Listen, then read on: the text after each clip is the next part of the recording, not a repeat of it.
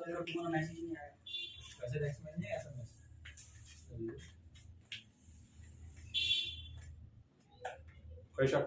देखो मैंने आप लोगों को पढ़ाया था कल की क्लास में वैदिक काल। वैदिक काल में मैंने आपको ऋग्वैदिक काल के बारे में समझा दिया और पढ़ा भी दिया। ऋग्वैदिक काल के बाद जस्ट आता आपका उत्तर वैदिक काल, जिसे हम लेटर वैदिक पीरियड कहते हैं। वैदिक काल के दो पार्ट थे, जिनमें आपका एक तो था आपका ऋग्वैदिक पीरियड और एक आपका था लेटर वैदिक। एक आपका ऋग्वैदिक काल और एक आपका उत्तर वैदिक काल। ठीक है। ऋग्वैदिक काल में जिस तरह से हमने ऋग्वेद के अंदर समाज, धर्म, इसके अलावा उनके जितने भी कर्मकांड थे उनके बारे में बताया, उस तरह से आज हम आपको उत्तर वैदिक काल में चलते हैं। और उत्तर वैदिक काल में शायद ऋग्वैदिक काल से ज्यादा ही क्वेश्चन बनते हैं और इनको आप समझने की कोशिश करेंगे। ठीक है। उत्तर वैदिक काल का जो समय काल था वो 1000 BC से लेकर के 600 BC तक के बीच था। इसके बाद हम देखते हैं 600 BC के बाद आपका मगध साम्राज्य का उत्कर्ष होता है, जिनमें आपका बुद्धिज्म, जैनिज्म, इसका अगला टॉपिक यही है। ठीक है। तो 1000 BC के आसपास लोहे की खोज हो चुकी थी। अब ऋग्वैदिक काल में आयरन की खोज नहीं हुई थी। आयरन की खोज नहीं होने से उनके पास उतने संसाधन नहीं थे। लोहे की खोज होने से क्या हुआ, उत्तर वैदिक काल में काफी ज्यादा ही बदलाव देखने को मिला, चाहे वो इकोनॉमिक रूप से हो, चाहे वो पॉलिटिकल रूप से हो, चाहे वो सोशल रूप से हो, चाहे वो रिलीजियस रूप से हो। सबसे अधिक जो है लोहे का जो फायदा हुआ वो इकोनॉमिक रूप में देखने को मिला है। तो उसी को हम देखेंगे कि उत्तर वैदिक काल के अंदर जो राजनीतिक व्यवस्था थी, आर्थिक व्यवस्था थी और समाज था और धर्म था, वो किस प्रकार से अलग अलग कर्मकांडों में बटे हुए थे। राजनीतिक जीवन की बात करें तो राजनीतिक जीवन में हम देखते हैं कि जन का आकार बड़ा हो गया था। पहले जो जन थे, कबीला थे, ट्राइब थे, वो छोटे थे। पहले जो एक तरह से गांव का रूप था वो छोटा था, कबीला रूप में था, लेकिन वही जन जो था वो एक बड़ा हो गया और बड़ा हो क्या बन गया, जनपद बन गया, जिसे हम महाजनपद में इंक्लूड करते हैं। ठीक है। जैसे कि भरत प्लस पुरु, भरत और पुरु एक जनपद था। भरत और पुरु क्या था, अलग अलग जनपद थे। जब ये दोनों एक हो गए तो वो हो गया कुरु जनपद। कुरु जनपद बता आपको, कुरु आपका जो क्षेत्र है, कुरु क्षेत्र है, ठीक, जिसकी राजधानी इंद्रप्रस्थ, ठीक है, दिल्ली। ठीक। भरत प्लस पुरु अर्थात कुरु जनपद। राजा के महत्व जो आवश्यकताएं जो है बढ़नी शुरू हो गई। अब राजा जो शक्तियां थी वो बढ़नी शुरू हो गई, क्योंकि राजा जो थे एक कबीला का नहीं बल्कि पूरा एक महाजनपद का एक राजा था। ठीक, एक राज्य का राजा हो गया। ठीक है।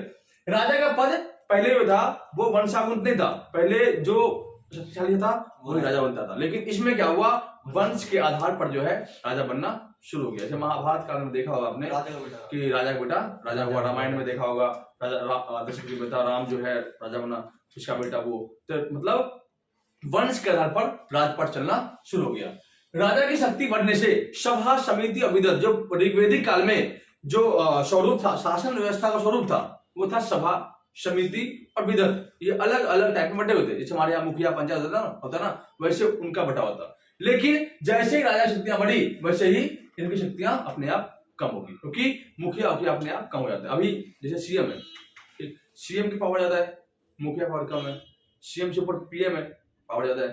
ठीक है। इस समय में कर व्यवस्था का विस्तार हुआ।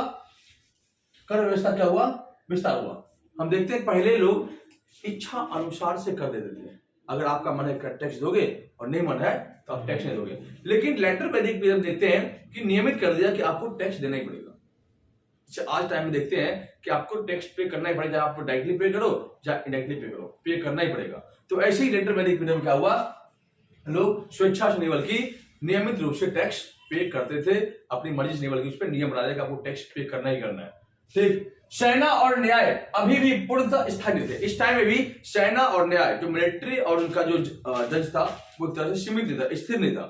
तो किसी के पास सेना जो है स्थायी रूप से नहीं थी, बिखरी हुई सेना थी।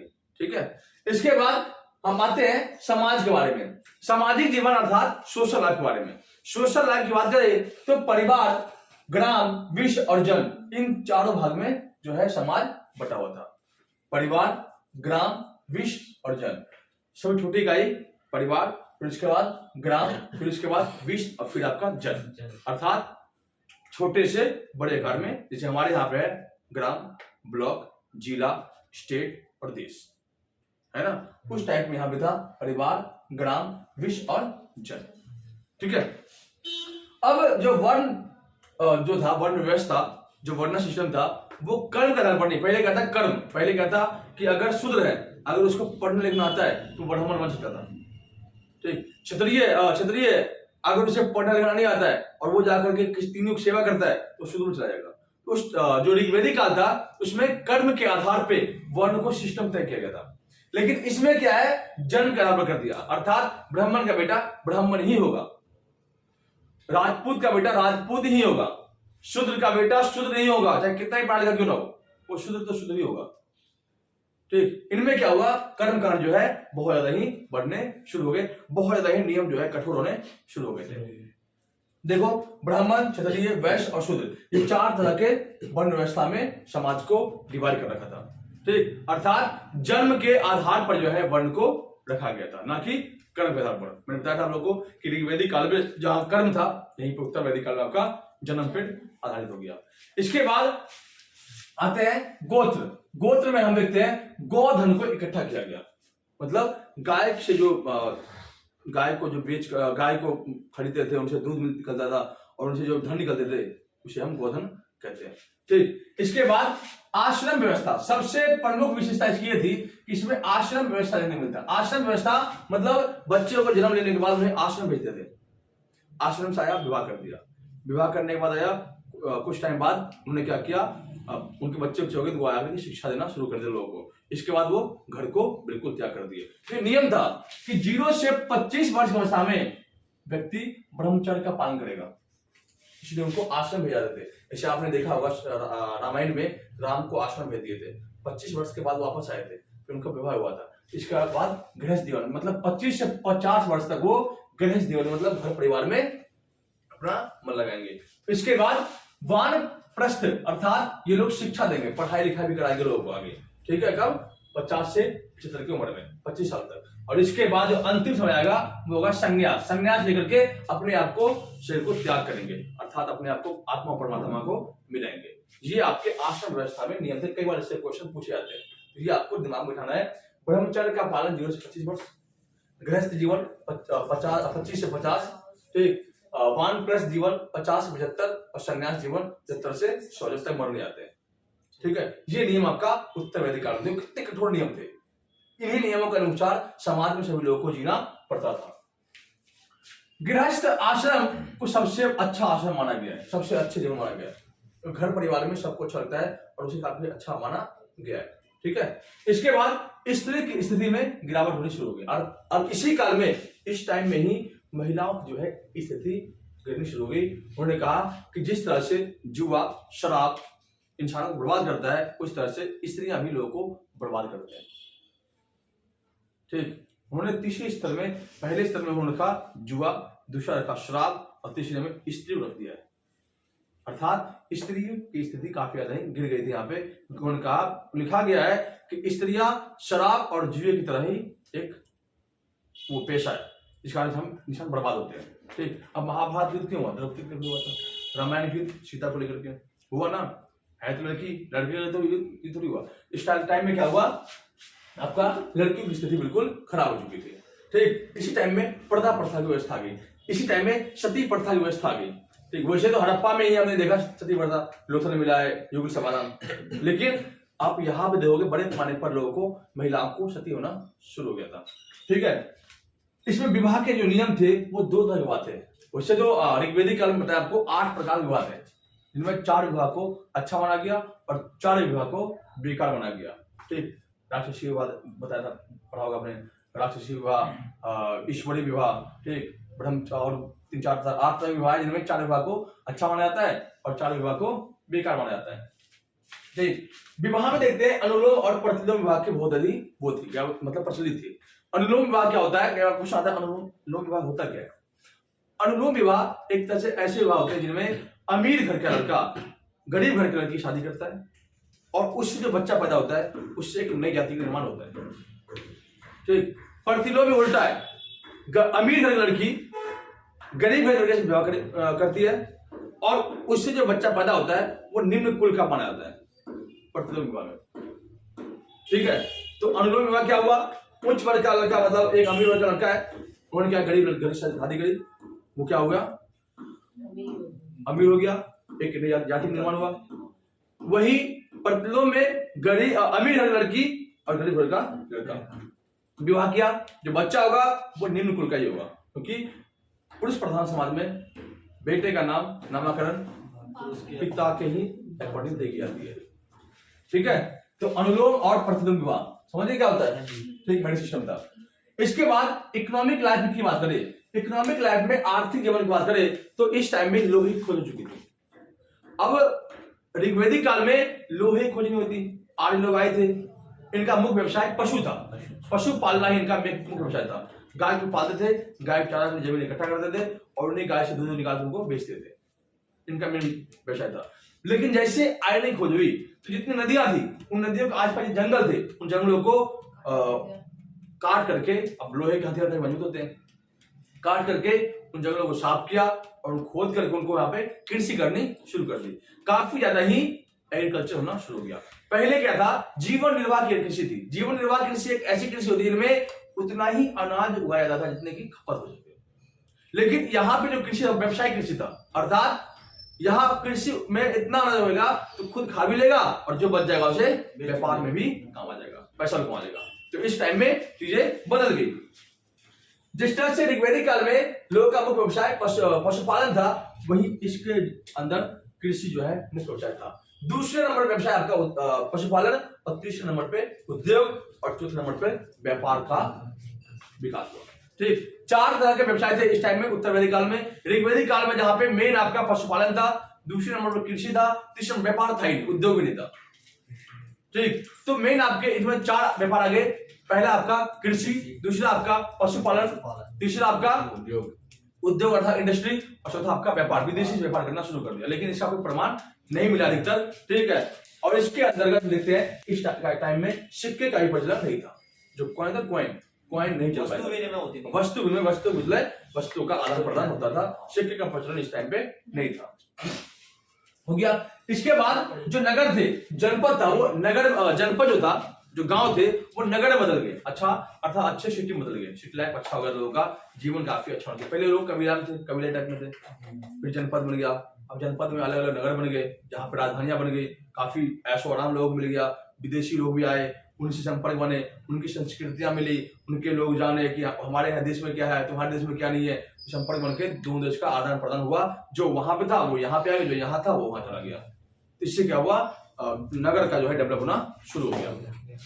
इसके अलावा धार्मिक जीवन की बात करें, रिलीजियस पॉलिसी की, तो इसमें यज्ञ कर्म कांड का महत्व बढ़ गया। बलि प्रथा, इस टाइम में ही आपका बलि प्रथा की शुरुआत हुई थी। मंदिर अभी भी ढूंढना था, मंदिर की व्यवस्था जो थी अभी भी शुरू नहीं हुई थी। मंदिर इस टाइम में नहीं था। मंदिर बना आपका गुप्ता पीरियड में, मंदिर का पहला साक्ष्य आपका गुप्ता पीरियड में मिला है। ठीक, इस टाइम तक कोई मंदिर नहीं था। ठीक है, ब्राह्मण और क्षत्रियों के बीच जो संघर्ष होना शुरू हो गया। अब इसी टाइम में आपको देखोगे ब्राह्मण और क्षत्रियों के बीच जो है क्या हुआ, दुश्मनी शुरू होगी। परशुराम के बारे में सुना होगा आपने, मैं कहा था परशुराम जो था उसी टाइम में जो है क्षत्रियों को मारना शुरू किया था। ठीक है, कि दोनों जो है दुश्मनी जो है होनी शुरू हो गई थी। ठीक है, प्रमुख देवता, जिन्हें प्रमुख देवता इनमें जैसे आपको ऋग्वेदिक काल में इंद्र सबसे प्रमुख देवता था, जिसे पुरंदर कहते हैं। उसमें इस टाइम पे प्रजापति, जिसे ब्रह्मा कहते हैं, ये प्रमुख देवता थे। ये सृष्टि के रचयिता, लिखा हुआ है सृजन के देवता, अर्थात सृष्टि को बनाने वाला देवता प्रजापति। ब्रह्मा को सबसे प्रमुख देवता माना गया है। अब कई बार क्वेश्चन पूछता है कि उत्तर वैदिक काल में लोगों के प्रमुख देवता कौन थे? इंद्र, प्रजापति, विष्णु या कोई और? तो एग्जाम्पल में दोगे प्रजापति, इंद्र दोगे। वही ऋग्वेदिक काल में इंद्र, जिसे पुरंदर कहते हैं। विष्णु पोषण एवं रक्षा का देवता। विष्णु के काम क्या था? वो पालनहार था, वो रक्षा करते थे लोगों की। ठीक, आपने राम को देखा अवतार, कृष्ण अवतार देखा ना, उन लोग क्या रक्षा किया ना। तो रुद्र जो था वो पशुओं का देवता था। रुद्र मतलब शिव भगवान जो थे क्या थे? वो पशुओं के देवता थे। वरुण आपका जल देवता। ठीक है, और पूषण आपको रुद्रों का शूद्रों का देवता पूषण। अब शूद्र जो लोग होते ना, ब्राह्मण जो वर्ण सिस्टम में लास्ट टाइप था आपका शूद्र था, इसके देवता क्या थे? पूषण। पूषण उनके प्रमुख देवता थे। इसके बाद यज्ञ की बात करें तो सेम यज्ञ थे, जैसे राष्ट्रीय यज्ञ, ठीक, वाजपेयी यज्ञ और अश्वमेध यज्ञ मैंने बताया था आप लोग को, इस टाइम में भी सेम यज्ञ थे। तो यज्ञ का प्रचलन हमेशा से ही चलता रहा है। अब यज्ञ और बलि प्रथा का जो जिक्र मिला हुआ है उपनिषद में घोर विरोध किया गया है कि बहुत ही बेकार दर्दनाक जो है लोग पशुओं की हत्या करके बलि दी जाती थी। ठीक, उपनिषद में इसके बारे में निंदा की गई है। ठीक, अब उस टाइम की नदियां और आज की नदियों में हम अंतर देखते हैं। संस्कृत में प्राचीन नदियां का नाम क्या था और अब उन नदियों को हम किस नाम जानते हैं वो देखो। जैसे कि वितस्ता को आज का आधुनिक नाम झेलम है, जो कश्मीर में है, इस पर तुलबुल परियोजना बना हुआ है झेलम नदी। क्या नाम था उसका? वितस्ता। परुष्णी से रावी कहते हैं। ठीक, रावी नदी। ठीक, इसके बाद सतलज जो पंजाब में बहती है, सतलज नदी जो मानसरोवर से निकलती है, पंजाब होते हुए निकलती है, जिसके किनारे लुधियाना शहर बसा हुआ आपका। ठीक, सतलज। इसके अलावा अष्टनी जो चिनाब नदी है, चिनाब इस पे आज भी बना हुआ है, चिनाब कश्मीर में जो जाती है, हिमाचल से निकल के। ठीक है, सनानीरा जो गंडक बिहार में बहती है, गंडक नदी चंपारण होते हुए। ठीक है, सनानीरा। कुंभा नदी काबुल अफगानिस्तान तरफ बहती है। ठीक, विपाशा व्यास, विपाशा वसु नहीं, विपाशा।